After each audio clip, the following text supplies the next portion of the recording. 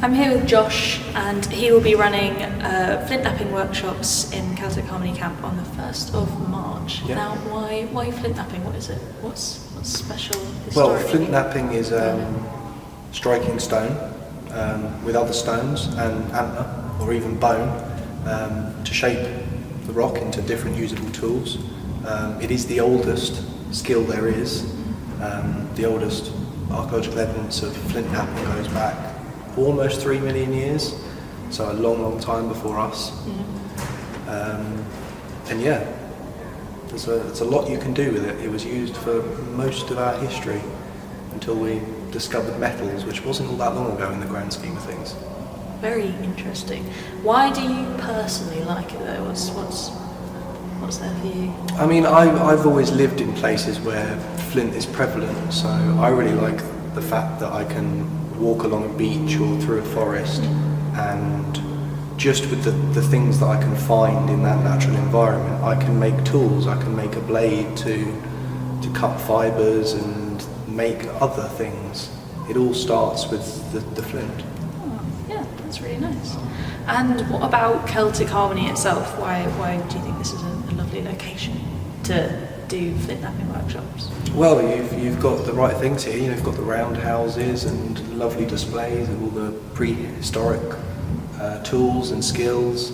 So it won't just be Flint Knapping we'll be doing a little bit of chalk carving, the kind of artistry side of things, maybe painting with some ochre, and some nettle cordage making as well. Yeah, lots to do then.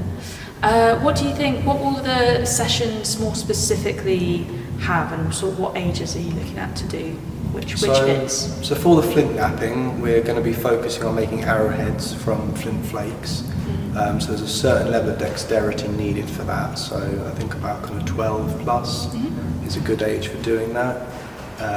We might look a little bit further into the stone during the day, maybe some breaking blade cores, but mainly focusing on the arrowheads.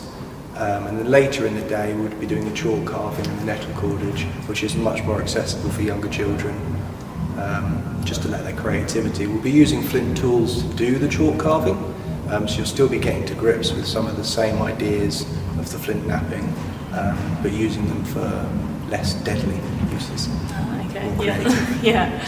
No, it sounds really good. And sort of just what as a person coming will sort of gain, maybe take home, but also gain in themselves at these sessions? Well, hopefully you'll be leaving with an arrowhead, but more importantly you'll gain an understanding of really how difficult it is to make stone tools.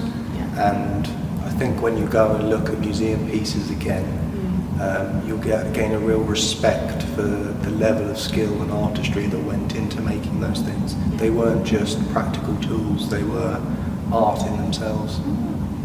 No, it sounds like a lot of fun. So yes, hope to see you there on the 1st of March with Josh. See you there.